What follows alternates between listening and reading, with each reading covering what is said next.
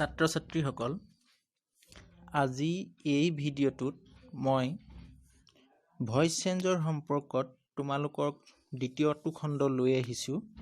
আজি ইয়াত আমি টেন্স অনুসৰি ভইচ চেঞ্জৰ কিছুমান নিয়ম অৰ্থাৎ গঠন আমি শিকিম। প্ৰথমে আমি আজি এই ভিডিঅ'টোত প্ৰেজেন্ট টেন্সৰ পেছিভ ভইচৰ নিয়মাৱলীসমূহ বা গঠনসমূহ আমি শিকিম।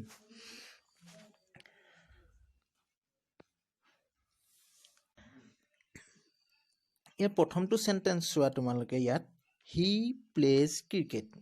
ই হৈছে সিম্পল প্ৰেজেন্ট টেন্স। আমি গম পালো যে ইয়াত মেইন ভাৰ্বটো প্ৰেজেন্ট ফৰ্মত আছে আৰু মেইন ভাৰ্বটো যেতিয়া প্ৰেজেন্ট ফৰ্মত থাকে তেতিয়া তাক আমি সিম্পল প্ৰেজেন্ট টেন্স বুলি গম পাওঁ। আমি দ্বিতীয়টো সেন্টেন্স লিখিছো cricket is played by him, অৰ্থাৎ প্ৰথম সেন্টেন্সটো আমি এক্টিভ ভইচত লিখিলো আৰু দ্বিতীয়টো সেন্টেন্সটো আমি কি কৰিলো পেছিভ ভইচত লিখিলো। ইয়াত পেছিভ ভইচ কৰোতে আমি কি কৰিলো ইয়াৰ যিটো অবজেক্ট আছিল এক্টিভ ভইচৰ ক্ৰিকেট হেতুক আমি পেছিভ ভইচত সাবজেক্ট হিচাপে বহুৱাই দিলো। তাৰ পিছত আমি তাত এটা অক্সিলাৰি ভাৰ্ব, তাৰ পিছত মেইন ভাৰ্বটো পাষ্ট পাৰ্টিসিপল ফৰ্ম, তাৰ পিছত এটা প্ৰিপজিশন আনিলো, তাৰ পিছত আমি এক্টিভ ভইচৰ যিটো সাবজেক্ট হিটোক আমি পেছিভ ভইচত অবজেক্ট হিচাপে বহুৱালো, অৰ্থাৎ হিম হৈ গ'ল। এতিয়া আমি এই সিম্পল প্ৰেজেন্ট টেন্সৰ এক্টিভ ভইচৰ স্ট্ৰাকচাৰ আৰু পেছিভ ভইচৰ স্ট্ৰাকচাৰ কি এই সেন্টেন্স কিটা ভালকে ষ্টাডি কৰি গম পাম। এতিয়া আমি সিম্পল প্ৰেজেন্ট টেন্সত স্ট্ৰাকচাৰ চাম। এক্টিভ ভইচটো কেনেকে আছিলে? এক্টিভ ভইচটো আছিলে subject plus main verb into V1 অৰ্থাৎ present form plus object.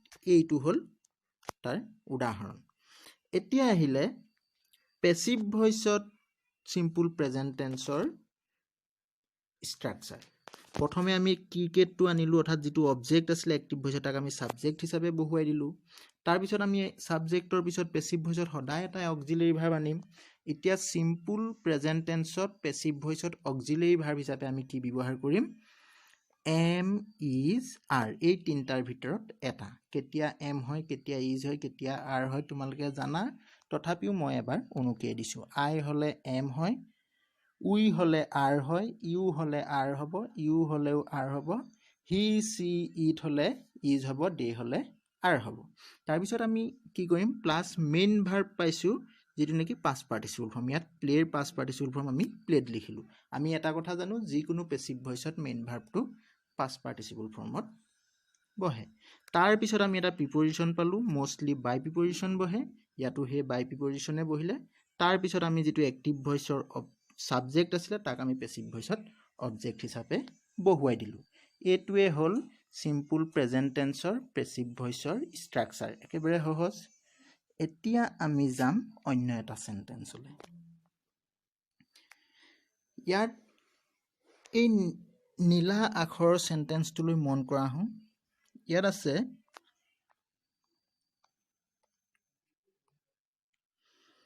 they are making paper boat, they are making paper boat।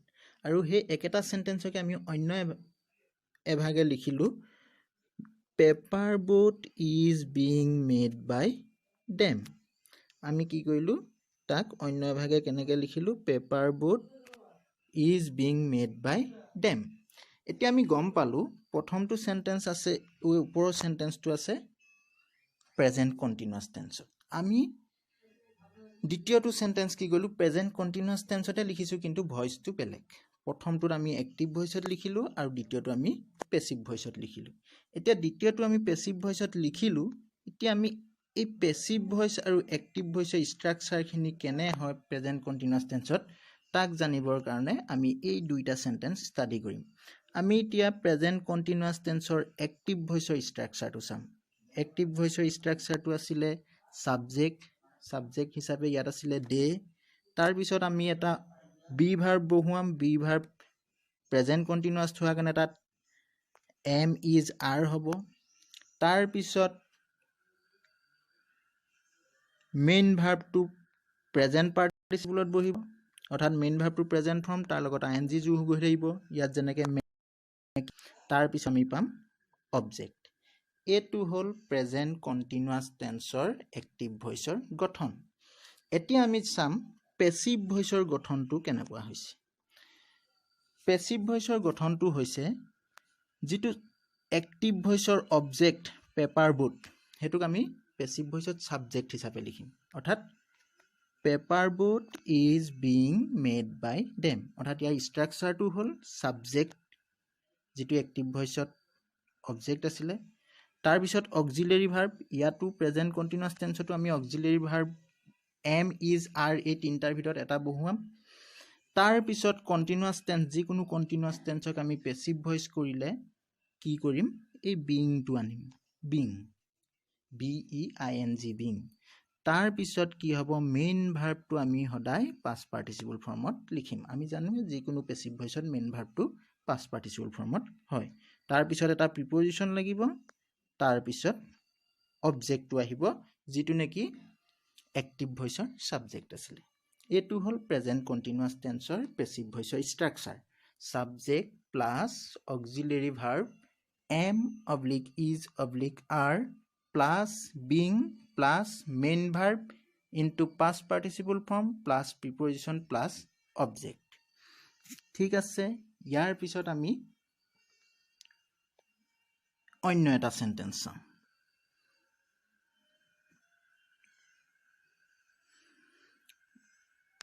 ইয়াত দেখিলো ওপৰত এটা সেন্টেন্স লিখা আছে I have seen the Taj Mahal এই সেন্টেন্সটো আমি ষ্টাডি কৰি চালো I have seen the Taj Mahal ই হৈছে প্ৰেজেন্ট পাৰফেক্ট টেন্স তো তলৰ সেন্টেন্সটো আমি চালো The Taj Mahal has been seen by me এটো হৈছে প্ৰেজেন্ট পাৰফেক্ট টেন্স কিন্তু এটা প্ৰথমটো আমি কি পালো এক্টিভ ভয়েসৰ আৰু দ্বিতীয়টো পালো আমি পেসিভ ভয়েসত এতিয়া এই সেন্টেন্স দুটা ষ্টাডি কৰি আমি প্ৰেজেন্ট পাৰফেক্ট টেন্সৰ এক্টিভ ভয়েসৰ স্ট্ৰাকচাৰ আৰু পেসিভ ভয়েসৰ স্ট্ৰাকচাৰ শিকিম তো প্ৰথমটো আছিল আমাৰ